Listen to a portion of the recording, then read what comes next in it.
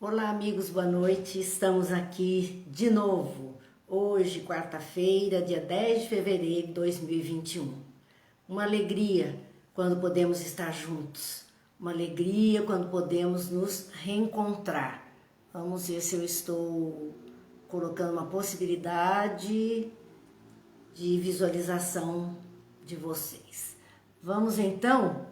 Já os amigos chegando, Tânia, Jane se fazendo presente, e hoje a nossa noite é a noite de quarta-feira, em que estudamos páginas da obra Pão Nosso, do Espírito Emmanuel, através da psicografia de Chico Xavier. E os amigos da quarta-feira estão aqui, Dilza e Jane, que fazem parte conosco dos trabalhos da quarta-feira, já estão presentes, não deixaram de trabalhar nas quartas-feiras. Ivete, Gil, Yara, muito obrigado, muito boa noite, que Deus nos abençoe, Jesus nos ilumine, para que nós possamos sim tirar as melhores reflexões de todos os ensinos que nos são trazidos pelos amigos espirituais, através dessas páginas abençoadas, iluminadas, que nós temos a condição então de aproveitar, de perceber.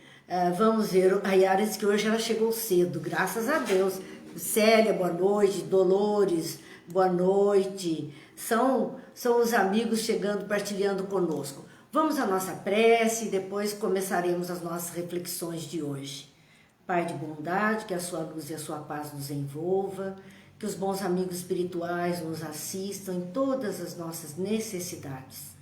Desde o nosso entendimento, Pai, até o vigor, a força para vencer as nossas dificuldades e limitações e agirmos com mais cristandade em nós mesmos.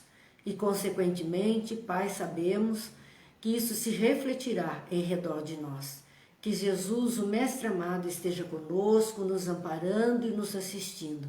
E assim estejamos em paz, hoje e sempre. Graças a Deus.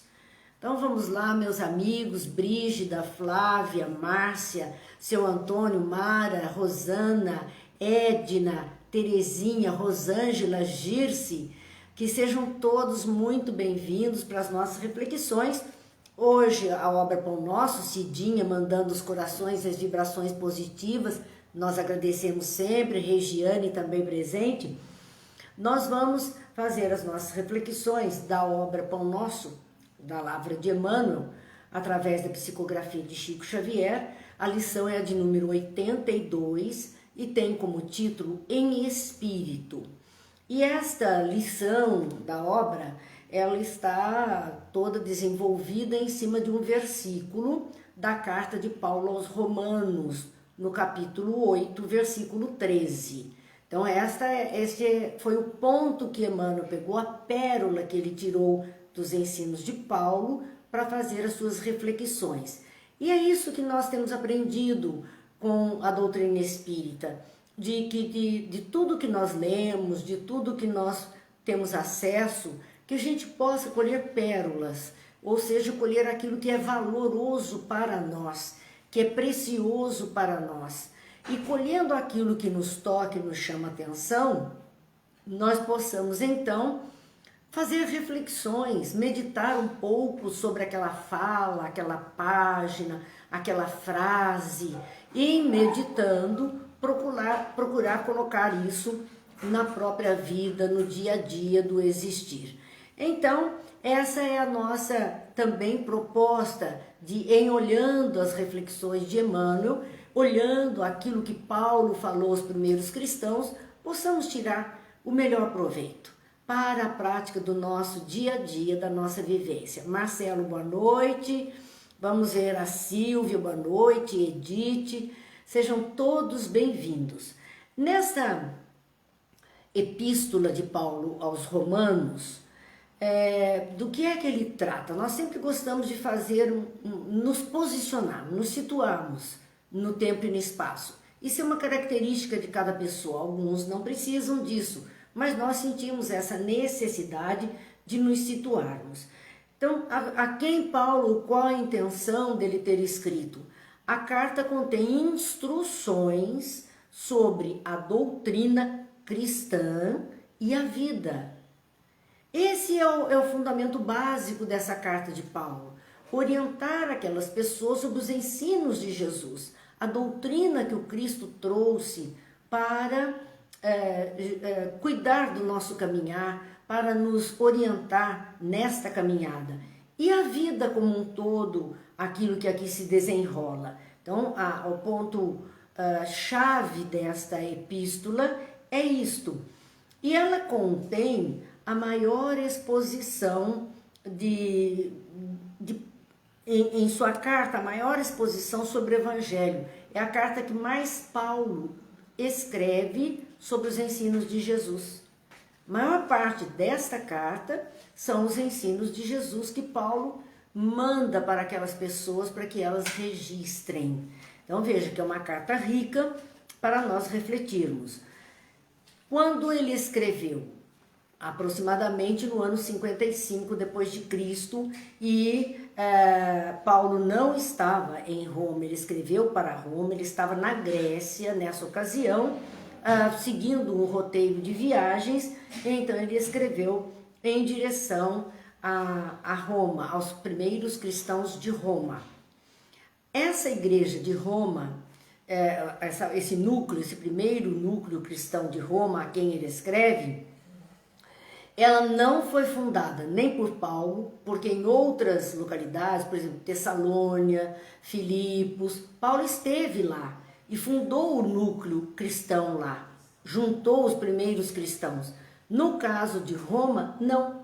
Paulo não fundou esse núcleo, e nem Pedro, que também fazia essa tarefa por outros caminhos que Paulo indicava. Nenhum dos dois foi responsável pelo surgimento desse primeiro núcleo cristão em Roma. Bom, então quem seriam os responsáveis? Como é que a ideia da mensagem de Jesus chegou a Roma e algumas pessoas estavam abraçando como uma filosofia de vida? Foram os próprios judeus e gentios. Gentios significa os não-judeus, que estavam lá em Jerusalém na época do Pentecostes, aquela festa que acontece e onde houve um fenômeno mediúnico muito grande, onde Jesus deu o dom da palavra aos seus e eles foram falar às multidões e falaram em línguas, várias línguas, porque eram pessoas de vários locais que ali estavam. Então é um momento de uma xenoglossia, onde os médiuns falam outras línguas que não as deles. E assim, essas pessoas que estavam lá por conta da festa ficaram muito impressionadas com o que viram e ouviram. Então, conta-se que essa igreja, ela foi fundada nem por Paulo, nem por Pedro, e nenhum dos seus prosélitos, ou seja, dos seus seguidores, dos outros, ela não foi fundada. Mas simplesmente por aqueles que haviam testemunhado os milagres de Pentecostes. Quando eles retornaram à sua casa em Roma, quando eles voltaram para Roma, essas pessoas começaram a se reunir para comentar o fato, para relembrar ensinos, para relembrar as falas. Eram judeus e gentios, ou seja, não judeus, romanos ou gregos ou outras tradições que ali se encontravam. E eles começaram a se juntar para relembrar o evento, discutir sobre aquilo que fora ensinado naquele momento. E aí surgiu um núcleo cristão, quase que de uma forma espontânea.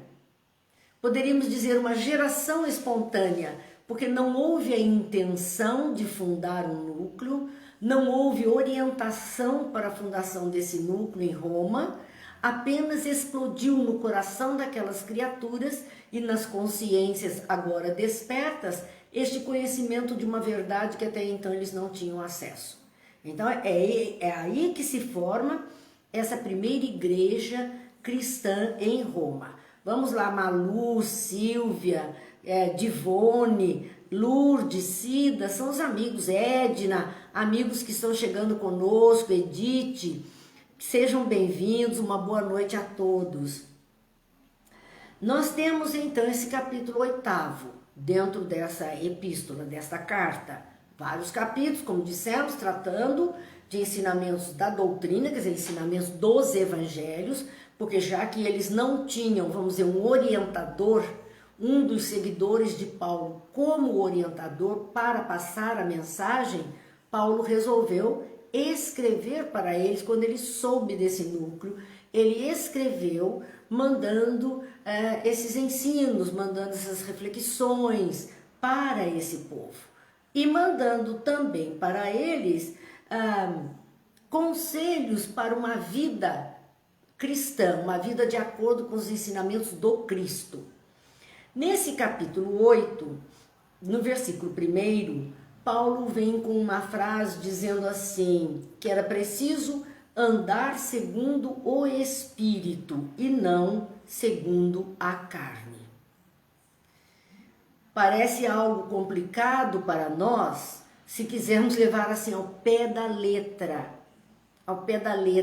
mas não é assim. É uma forma de falar onde ele está dizendo que era preciso andar de acordo com esse lado espiritual, com o lado do divino, com o lado da transcendência, com o lado da religiosidade, com a lei de Deus, e não com a carne, que significava o homem encarnado, as leis civis, as paixões terrenas, os desejos terrenos, a mente apenas centralizada na materialidade das coisas. Quer dizer, é preciso andar de conformidade com o Espírito, que é o ser imortal, que ora está desencarnado e ora está encarnado, e não como alguma criatura que estivesse ali apenas voltada para a vida material. A Silvia está perguntando se tem aniversariante na live. Hoje tem sim, Silvia. O Júlio está fazendo anos hoje. E é isso que a Tânia está cumprimentando e a gente agradece. Porque hoje, na atual situação, todos nós só queremos de presente saúde. Saúde, alegria de viver, fé, esperança. São estas coisas que fazem toda a diferença num aniversário. Então, eu agradeço pelo aniversário do Júlio. É aniversário do Júlio? Sim, é aniversário sim, graças a Deus. Mais um ciclo fechando e um novo ciclo se iniciando a partir daí. É essa a ideia, vamos viver conforme o Espírito, que é o ser imortal, que vai ano a ano, passo a passo, caminhando nesta evolução. Bem, continuo, posto que já esclarecemos a questão, e antecipadamente agradecemos todo esse carinho, porque é aquilo, né? Quem faz a ele, faz a mim. Então, eu agradeço também por tudo isso, todos vocês. Nós temos aqui no capítulo 8, esse primeiro versículo, falando de como é que nós estamos andando na vida. Qual é o nosso foco?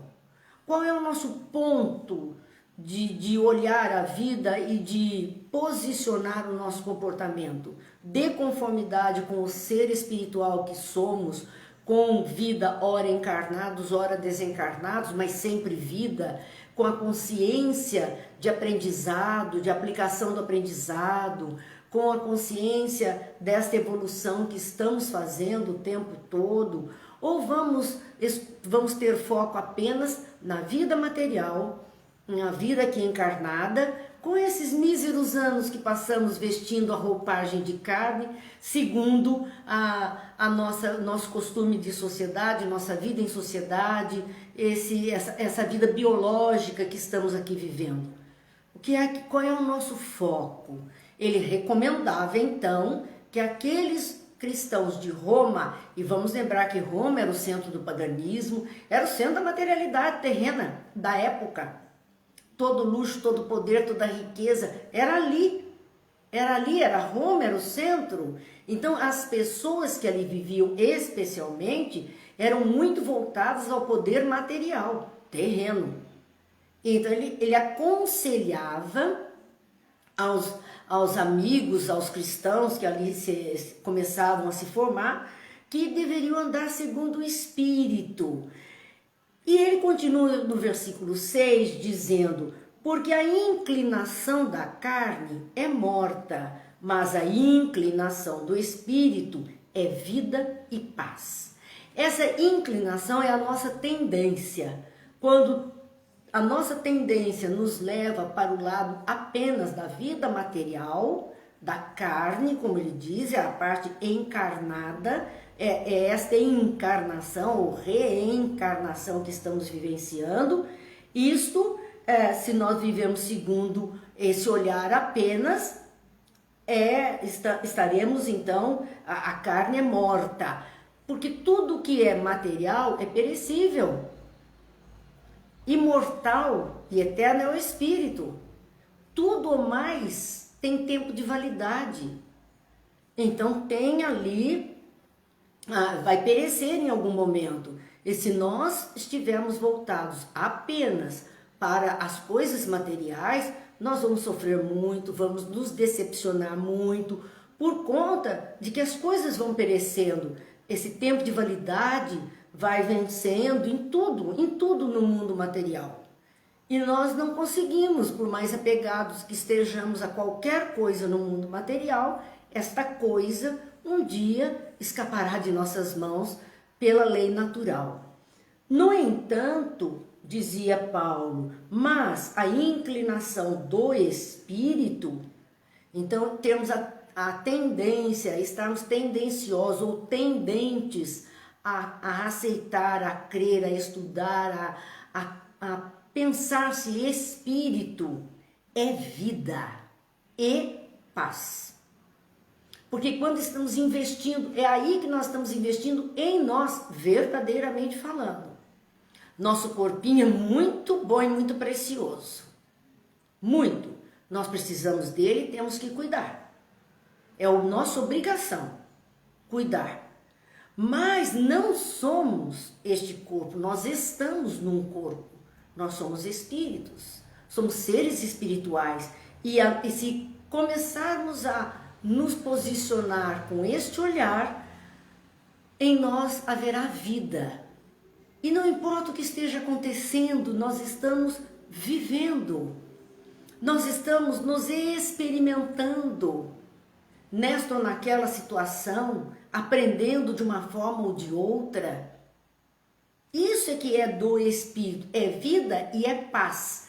Se agirmos dentro da lei de Deus, não estaremos acumulando culpas na consciência, remorsos, sentimentos menores de ingratidão, de ódio, que trazem tormento à alma. Nós estaremos investindo em nós para vivermos bem. E vivendo bem, estaremos então felizes, tocando a nossa vida, quer estejamos encarnados ou desencarnados. O pessoal aqui comentando muito, né? Daqui só levamos o que fazemos, é verdade. A vida que aqui se leva é a vida que se leva para o mundo espiritual. Do jeito que nós nos comportamos aqui, estamos fazendo a bagagem para levarmos ao mundo espiritual. Material, não conseguimos levar nada. Absolutamente nada. Nadinha, nadinha, nadinha. E aqui o Gil dizendo, melhor dar valor à parte eterna espiritual. Sim, nós estamos aqui encarnados, temos que ter consciência disso. Mas somos um ser espiritual. Cada um de nós é um ser espiritual. Somos seres espirituais, vestindo a roupagem de carne.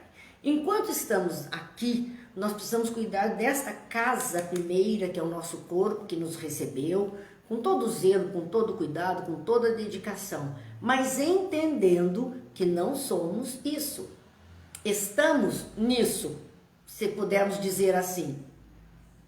Mas um dia teremos que desvestir esta túnica de carne, que não terá mais nenhum sentido para nós. Então nós precisamos ter essa ideia, somos espíritos, precisamos investir em nós mesmos enquanto espíritos. E que investimento é esse? É o conhecimento, é a melhoria dos sentimentos, é a lucidez cada vez maior que possamos desenvolver, essa consciência de plenitude, essa consciência da lei divina regendo todas as coisas. Tudo isto é para cada um de nós, espíritos, filhos de Deus, caminhando. A Silvia, assim, gosto da minha carne. Eu também, Silvia, com toda certeza. Por isso que a gente tem que cuidar direitinho. É essa aqui mesmo e não tem troca. Nós vamos ficar com esta mesmo até ela não ter mais condição.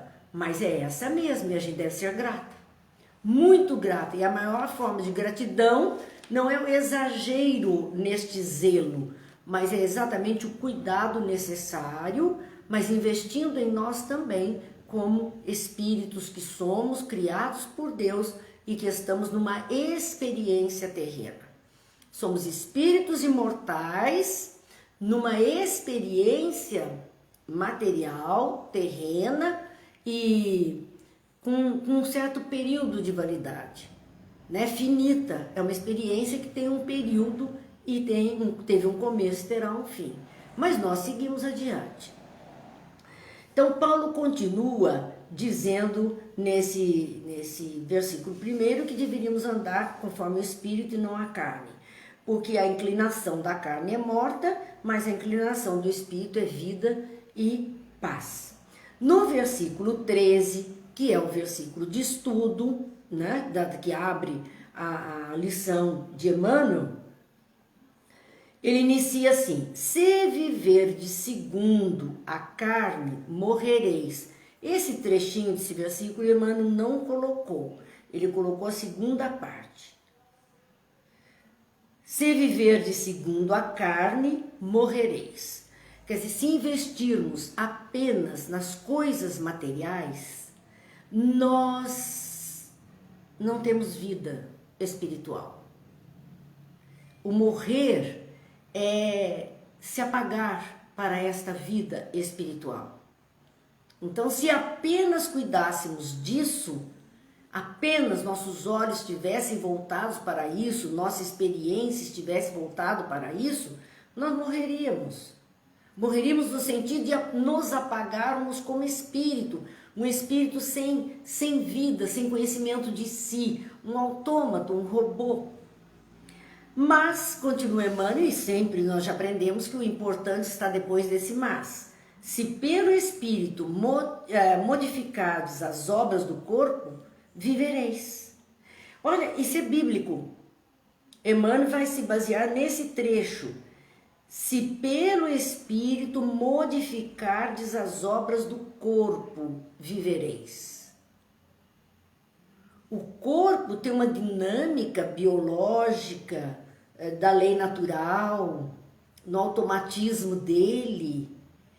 Mas o corpo nos liga à materialidade de todas as coisas. E às vezes nós então damos mais atenção a esta questão do que a essência que habita o corpo.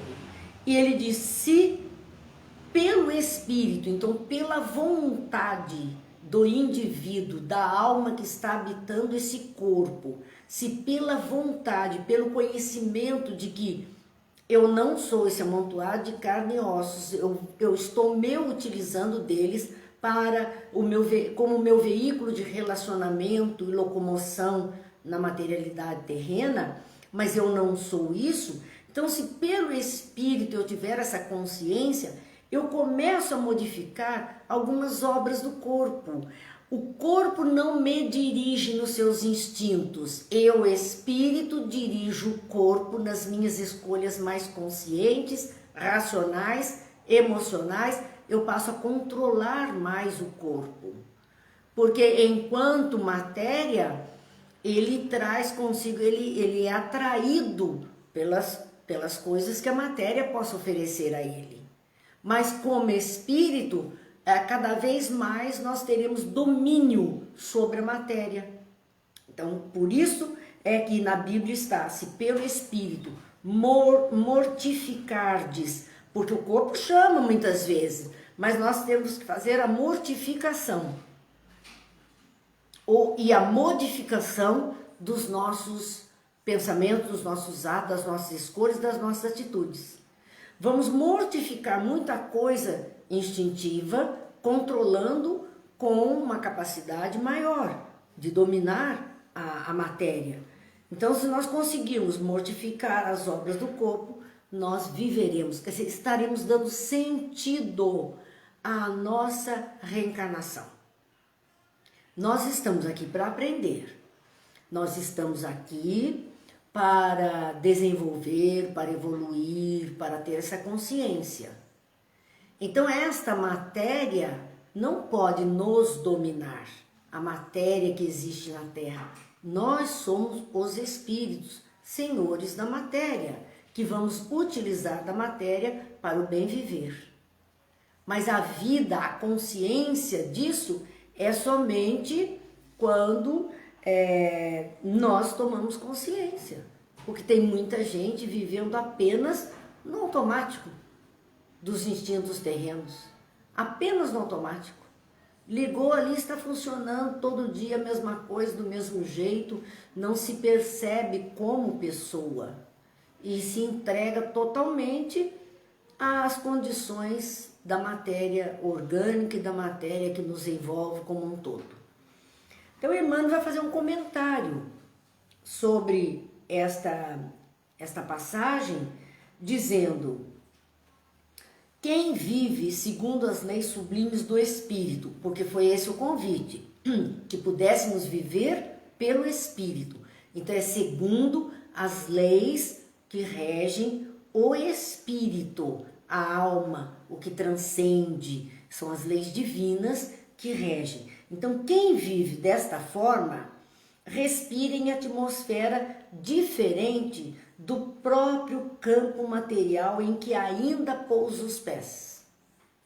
Por isso que às vezes a pessoa que faz escolhas torna-se mais seletiva nas atitudes, nos comportamentos, na vida, nas ações, nos gostos, ela se torna até estranha para uma maioria que está envolvida com aquilo que é terreno.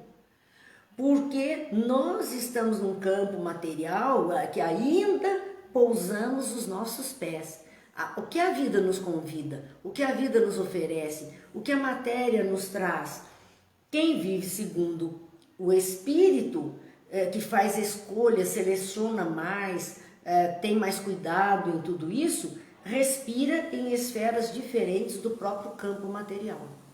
Ele não está na mesma faixa. Ele sobe, ele seleciona, ele não está na mesma frequência. Então muitas coisas que atraem criaturas que estão mais pé no chão, se nós pudéssemos dizer assim, estas coisas a ele não diz respeito, a ele não interessam. Porque ele nem se ocupa disso, quando ele tem outros interesses à frente. E ele vai fazer uma lista a partir daí do que é que muda quando se pensa em seguir, em agir de conformidade com as leis do Espírito, a lei divina. O item 1, avançada compreensão. Olha o que ele começa a fazer diferente. Passa a ter uma avançada compreensão. E isso lhe assinala a posição íntima. Então ele compreende mais as pessoas, ele compreende mais as situações, ele compreende mais as diferenças nos modos de pensar e de agir das criaturas. Respeita essas diferenças, respeita. Isso é um sinal de maturidade do espírito.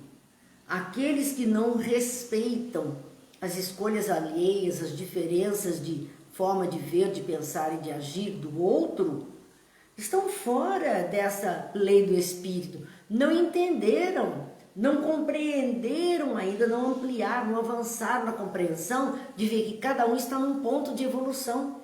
Estamos juntos numa humanidade, mas criaturas muito diferentes umas das outras.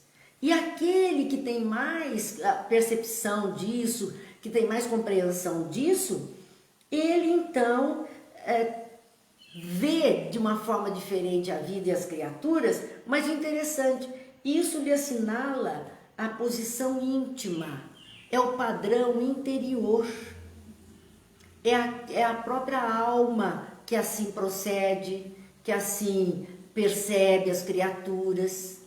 Então há uma mudança na vida íntima dele. O item 2 que Emmanuel analisa, quem age segundo a lei do espírito, vale-se do dia, valoriza o tempo, aproveita as horas, dá qualidade de vida ao próprio existir. Aprendiz aplicado, que tem na permanência sobre a terra valioso tempo de aprendizado que não deve menosprezar. Ele compreende isso.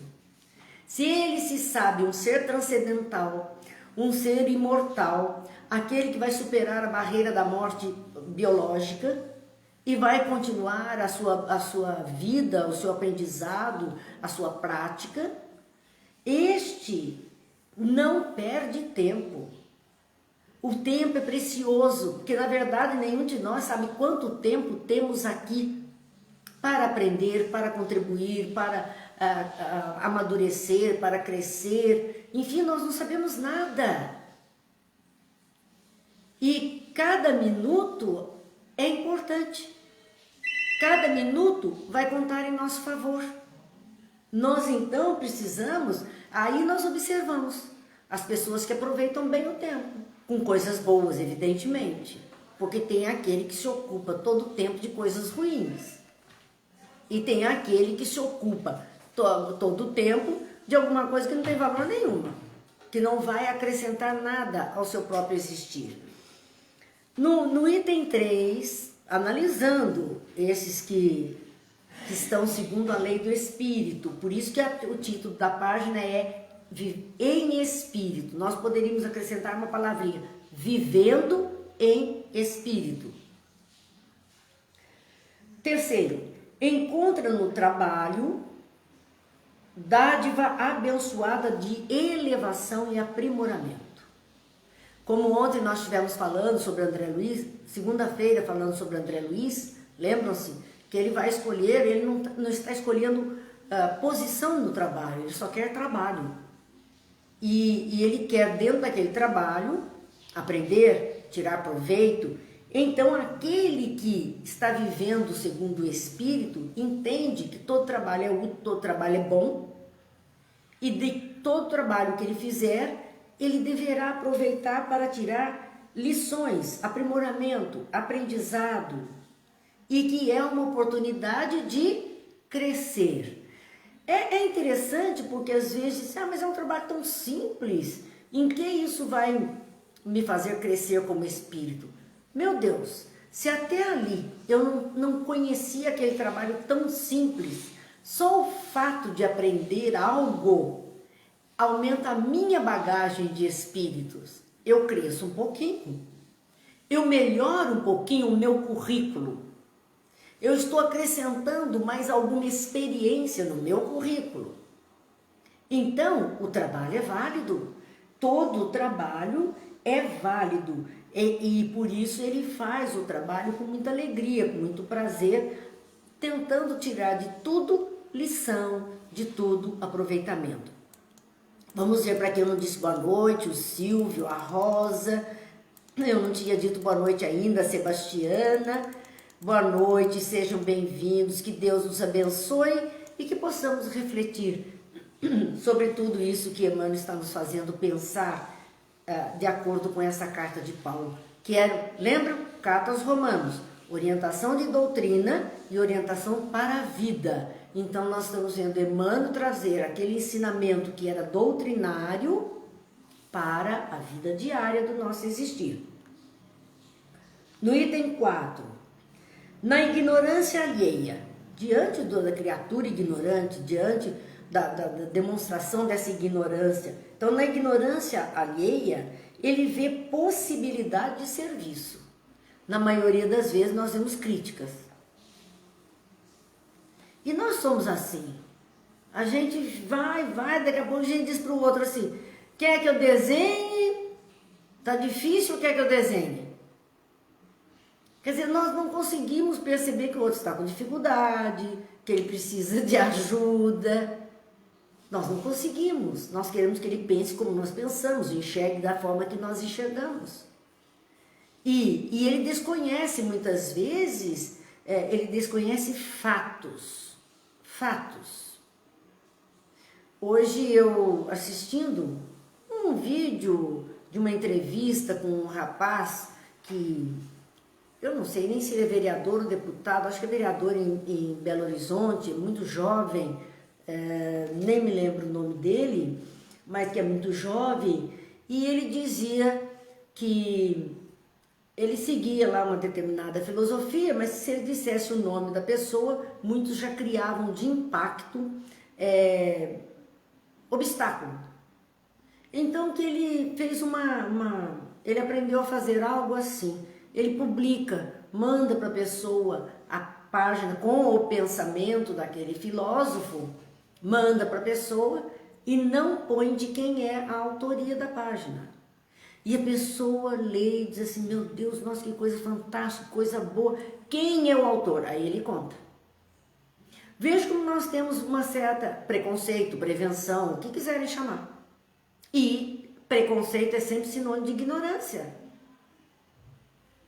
Essa prevenção que nós temos é um sinônimo de dificuldade que nós temos em aceitar o diferente.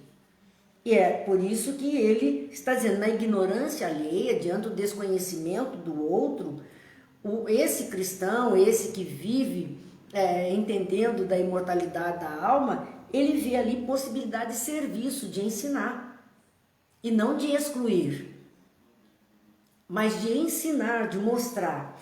Nas dificuldades e aflições, que é o quinto item, recolhe recursos para iluminação e engrandecimento.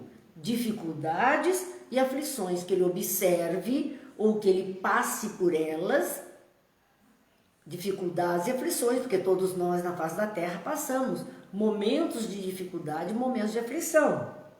Então, nas dificuldades e aflições, essa criatura que se vê espírito imortal recolhe recursos para a própria iluminação e engrandecimento. Tira lição dali.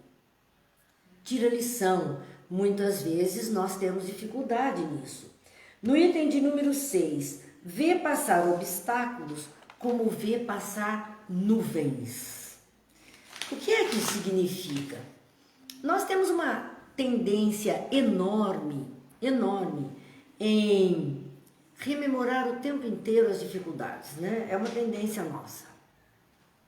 E um obstáculo que chegue diante dos nossos olhos, quando passamos, a gente ainda fica preso a ele, parece que a gente não saltou o obstáculo não atravessou, porque ainda estamos parados neles o tempo inteiro comentando o assunto. Quem se vê como um ser imortal, ele vê os obstáculos como nuvens que estão passando. Ele sabe que o obstáculo não é o fim, não é o fim da jornada. A coisa não se acaba ali. É só um obstáculo, é uma corrida de obstáculos, que ele vai saltando de obstáculo em obstáculo. Então são nuvens que estão passando, quer dizer, é algo que não veio para ficar. É algo que está fazendo parte daquele momento de aprendizado, mas que não ficará na vida da criatura para sempre. Vamos lá, o Gil dizendo a intolerância da raça humana, enorme, a vaidade, verdade. Todas as nossas intolerâncias, preconceitos e falta de entendimento do outro que não tem a compreensão dos fatos, quer dizer, uma oportunidade para se explicar, para se esclarecer.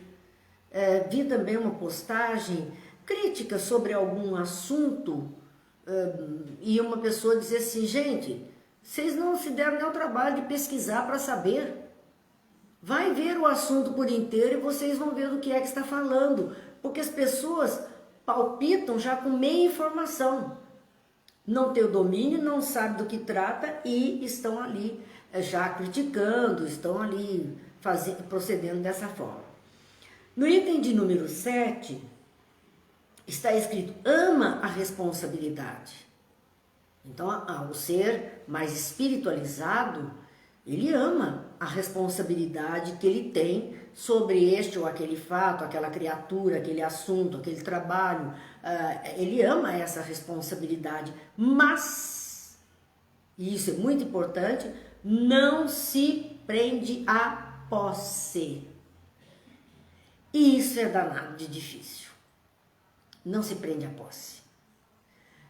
Uma pessoa, muitas vezes, está num cargo importante, né? É responsável, ama aquele posto, aquele cargo e a responsabilidade que ele traz, luta e dá conta, mas de repente ele toma posse daquilo como se nunca ele fosse abrir mão.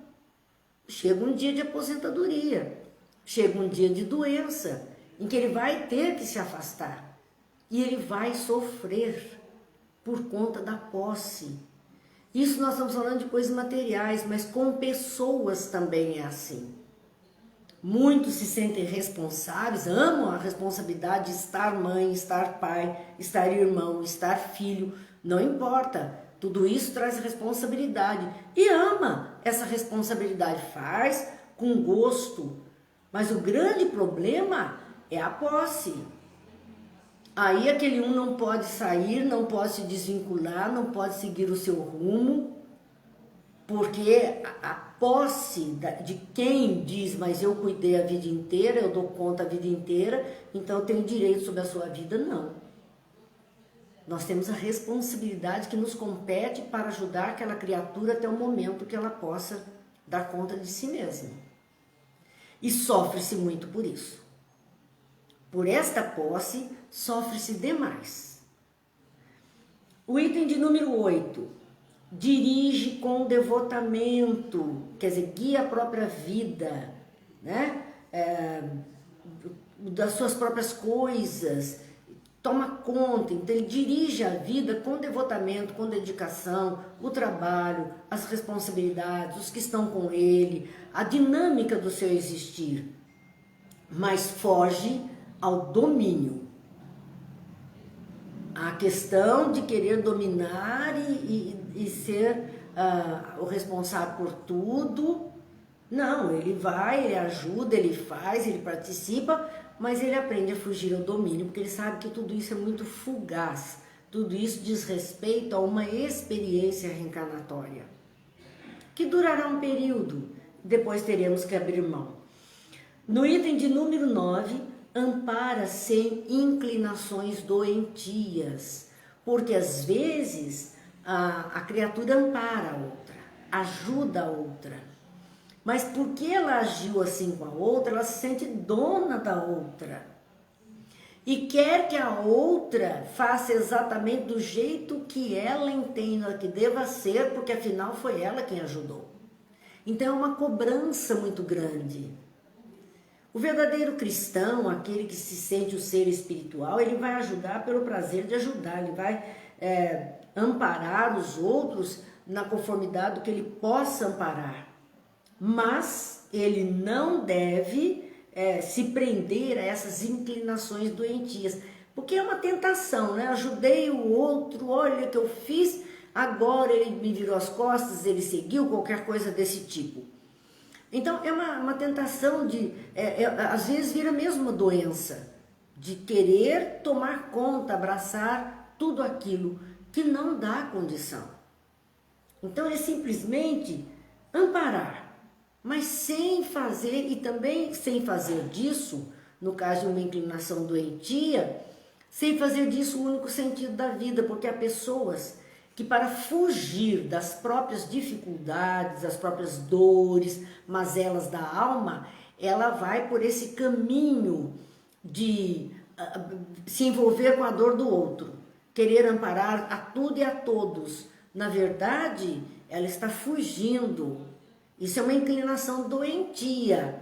Ela está transferindo um comportamento para este ponto, quando nós podemos e devemos sempre amparar, ajudar, mas sem esses excessos. Como diz o povo, nem tanto ao mar, nem tanto à terra. Porque isso vai fazer muito mal. Vai fazer muito mal, é fuga. E nós não vamos crescer, não vamos melhorar com esse comportamento. Então é hora de ajudar e hora de parar, é hora de falar e hora de calar. É hora de sim, é hora de não. Esse é o jogo que nós precisamos aprender para vivermos equilibrados e em paz. Dá um tempo para uma coisa, para atender outra, porque senão nós não conseguimos vencer toda essa situação. A não ser, né, pessoas missionários na terra que vieram só para amparar os outros.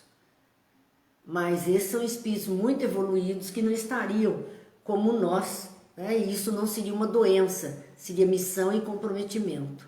Para nós, esse envolvimento pode se tornar uma doença. O item de número 10, serve, atende, serve, ajuda, acode, ampara, sem escravizar-se. Porque muitas vezes também as pessoas se envolvem nesse trabalho de auxílio ao próximo, de ajuda, de servir a este, aquele ou aquele, mas ele se sente escravizado, porque ele foi permitindo que o outro fosse depositando em seus ombros mais coisa, mais coisas, mais coisas. Chega um ponto que ele está que não aguenta, porque ele não tem vida própria, ele está apenas para atender outras criaturas. Então ele serve, mas sem se escravizar, sem se colocar debaixo do tacão de outros, que muitas vezes até exploram a boa vontade da pessoa. A honestidade, a honradez, exploram. No item de número 11, então, diz o seguinte: permanece atento para com as obrigações da sementeira. E é bonita essa comparação de um canteiro onde se vai fazer uma semeadura, né? Vai fazer uma sementeira. Essa terra tem que ser trabalhada, roteada, adubada, irrigada, destorroada, para que ela possa estar em condição de receber sementes que vão germinar, que vão florescer, crescer, frutificar. Então é todo um trabalho e é um passo a passo, desde o preparo da terra até a colheita daquilo que vai ser ali semeado. É um período de cuidados, de todo dia ver a temperatura, a luz solar, de ver irrigação, se não tem erva daninha no meio, se não tem pragas. Olha o trabalho que dá. A gente não valoriza, porque a gente vai lá no mercado, no supermercado e compra todos esses produtos, hortifrutis, com a maior facilidade, limpinho, arrumadinho. Tem gente que nem imagina o trabalho, a dedicação, o tempo que se tem que cuidar de tudo isso. Há um tempo atrás, havia plantações aqui perto de nós mesmo, aqui perto de São José dos Campos, aquela baixada cheia de plantação, e ali tem muita serração na época do frio. Então as temperaturas caíam muito na madrugada. Muitos daqueles produtores agrícolas ficavam de olho, mal dormiam, para chegar lá e poder acender latas de fogo para espantar aquela friagem, para não queimar aquela plantação. O gelo não acabar com a plantação, senão a perda é muito grande. Então, quando Emmanuel diz aqui, permanece atento para com as obrigações da sementeira. Quando se vai semear, vai ter que ter cuidado, vai ter que ter trabalho. E fique atento, são obrigações, há um passo a passo, obrigações para ter a sementeira e poder ter o produto. Então, fique atento às obrigações. Não se inquiete pela colheita. Porque a colheita vai ser só o resultado de todo esse processo, de todo o cuidado, de toda a atenção, de não falharmos em nenhuma das fases. A colheita vai ficar, vamos supor que nós tivéssemos uma estufa, que hoje é possível isso, climatizada, tudo isso deu muito trabalho para ser construído. E naturalmente aquela planta, sendo bem cuidada, haverá de produzir. Como disse Jesus na parábola do semeador, 30 por 1, 60 por 1 a 100 por 1. É uma semente produziram 30, uma semente produziu 60 outras ou 100 outras sementes ou plantas que viessem a resultar dali.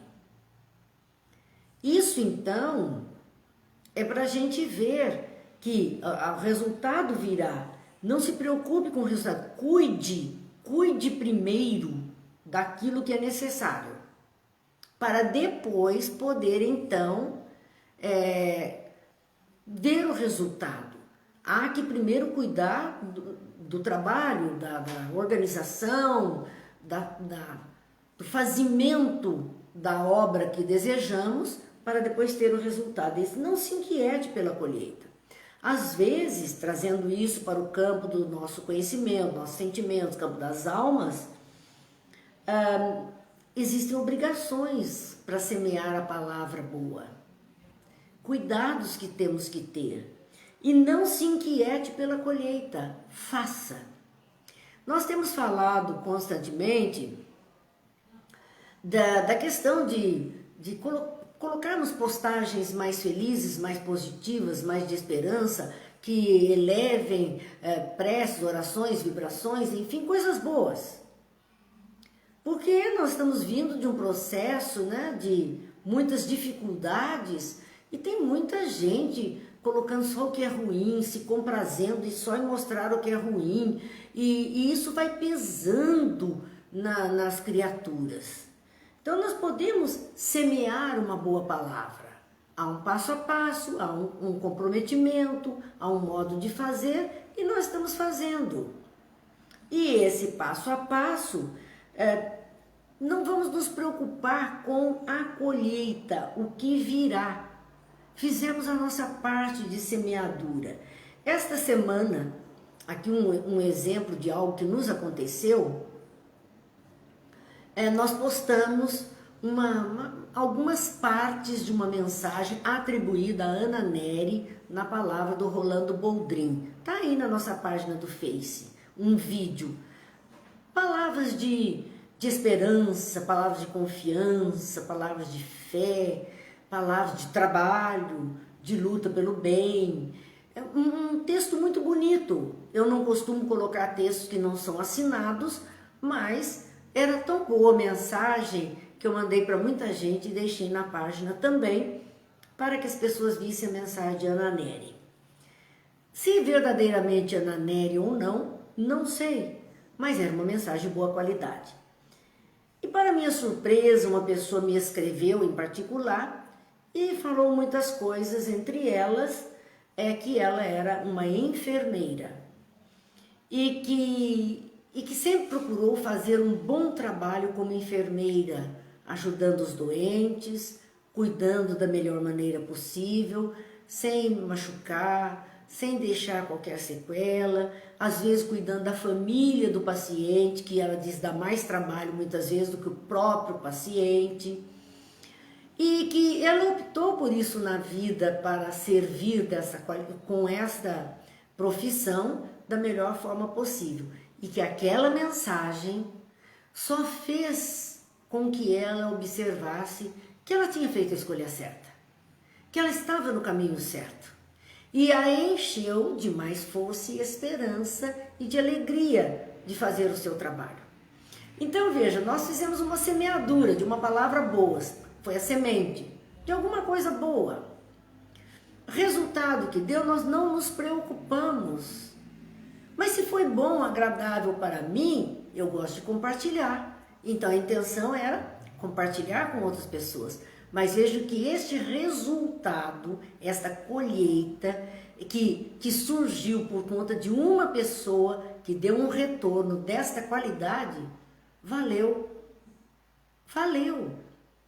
E é isto que nós precisamos fazer, porque da mesma forma que a palavra boa é a semente de algo bom, que vai animar o outro de vigor, de vida, de alegria, de esperança, de fé, de força, quando nós colocamos coisas ruins, maldosas, negativas, palavras pesadas, outros vão absorver isso. É como se nós tivéssemos aqui